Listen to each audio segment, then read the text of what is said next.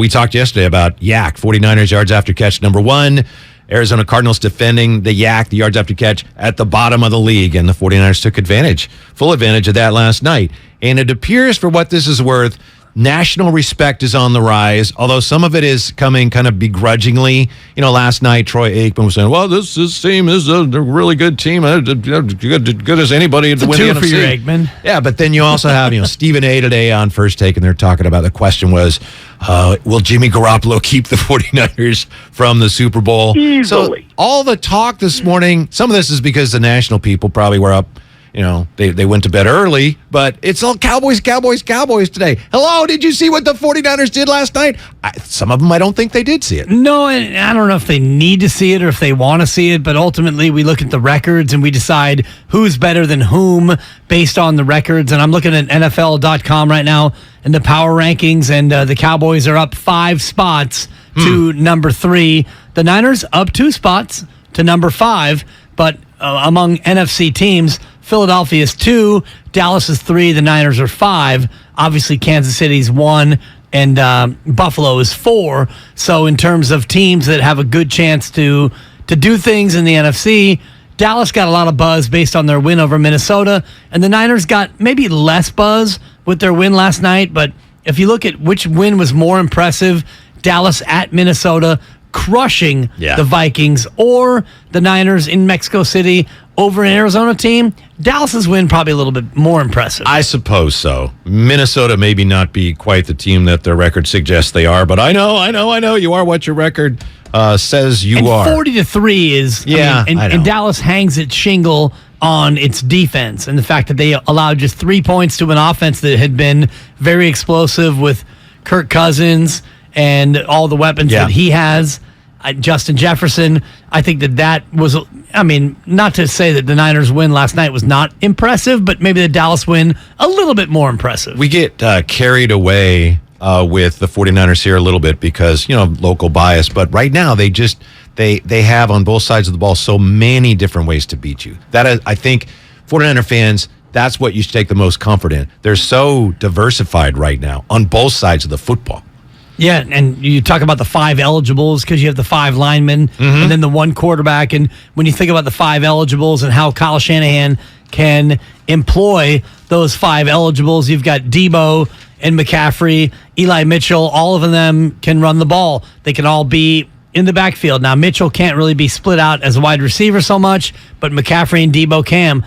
And Ayuk, the way he runs routes, that route he ran at the goal line, which was the inside dig. I think that's what I heard on the morning roast, where he runs in and he breaks back out. That's almost unguardable, the way he runs that. And you add in George Kittle, a tight end who can go down the field, down the middle. He can also possess it underneath. Not even to mention Jawan Jennings. So many weapons right now for Jimmy Garoppolo. This offense will be tough to stop. From the 408, come on, guys, just stop. You can't compare beating the lowly Cardinals with no QB to smothering the one-loss Vikings at home. What are you doing? I think Dibs just said that. You can't really, Right, you can compare them, but the Dallas win, slightly more impressive. Yeah. But just the way the 49ers went about it, maybe it's because it's Monday Night Football, too. The prime time, the bright lights, being in Mexico City in a game that wasn't really a, quote, road game. It felt more like a home game. But just the fact that the offense now, all the weapons, and we've all been waiting for a win, not only a win, but a win with style points, and that's what that was. McElroy was never a first-round pick. Come on. You've coached at a very high level, a number of sports. Sure. So you know how coaches, one of the things that's difficult about coaching is you try to control everything and you can't. So you take that to the highest level of the NFL. Kyle Shanahan, my point is he has to be so relieved right now that we went to Mexico, we had to go to Colorado Springs to adjust to the altitude, and we had the terrible weather. We went to Mexico City, and everything went perfectly, right? It's got to be a huge relief for a coach. Definitely. So many variables. And another shutout for D'Amico Ryans in the second half. 3 straight games now of a second-half shutout, which tells you that this defense is nasty. And, early on, Arizona gets a field goal and they get a touchdown, 17-10 at the half. It never felt like the game was in any sort of a doubt. 31-10 after 3, and then the offense did what it needed to do to control the ball, and the defense stingy, and they did their job, keeping out Arizona again, third straight opponent who doesn't score after halftime, but you think about what this team did last night and how much that would apply to future games. The offense, all the different weapons. The defense, nasty, especially in the second half. And by the way, the offensive line, better than we thought it would be. Yeah, I think so, especially pass blocking, huh? Right. They've been really good. And that was my main concern before the season started, the interior of the offensive line. Last year, before the season started, you could see that the secondary was kind of iffy, and sure enough, they had issues in the first half of the year. This year, the offensive line's terrible. And to your point, they haven't been terrible. No. They've been playing well and trending upward. Exactly. And even, run blocking, it's a team that still was able to get 200, they got 159 yards on the ground. And a lot of that came late when, they had the lead and the other team knows you're going to run the ball. And Eli Mitchell, 9 carries, 59 yards, most of that coming on the final 2 drives. And that, to me, tells you that the O-line is doing much better than we think. Yeah, the 49ers took full advantage of the fact that Arizona last night, basically in the second half, they were gutless. They just didn't, either they didn't care, they're not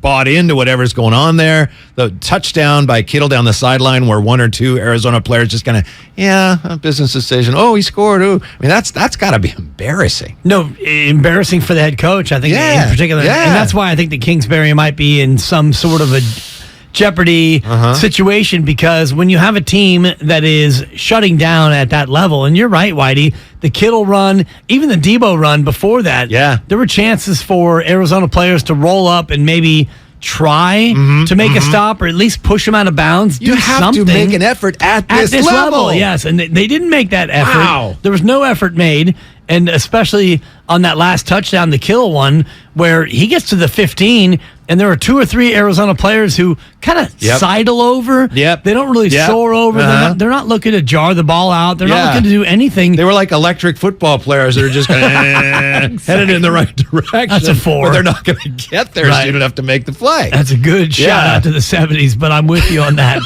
Total electric, sometimes with electric football, your guy would be shaking and going in the wrong direction. Right. Come on, bro. There's a whole guy. He's going the wrong way. Totally. Now he's turning in circles.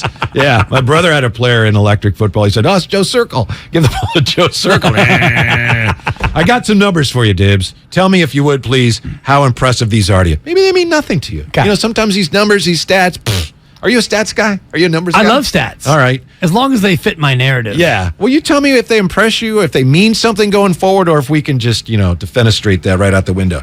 Jimmy Garoppolo is now 3rd in the NFL among quarterbacks. Among all quarterbacks, he's 3rd in DVOA, behind only Tua and Mahomes. DVOA is the defense-adjusted value over average. It's kind of like a war stat for football. He's 3rd among all quarterbacks right now. That means a lot. Yeah. I thought you were going to hit me with quarterback rating, where he had a 131.9, which to me is empty calories. A guy who throws for 228 yards. He was over 100 for, I think, the 5th time this year. In passer rating. Which, that's fine. Okay. I mean, passer rating to me, it doesn't do a lot for me, especially when you look at how he got there. The George Kittle catch and run, for example. Right. Jimmy G had a boy. That was an easy, check down throw, and George Kittle did the rest. But the DVOA, I think, speaks to more what the defense is doing and what each play is expected to be. Yeah. And the fact that he's been that efficient. And only 4 interceptions all year? He's been incredible. All right, so you like that one.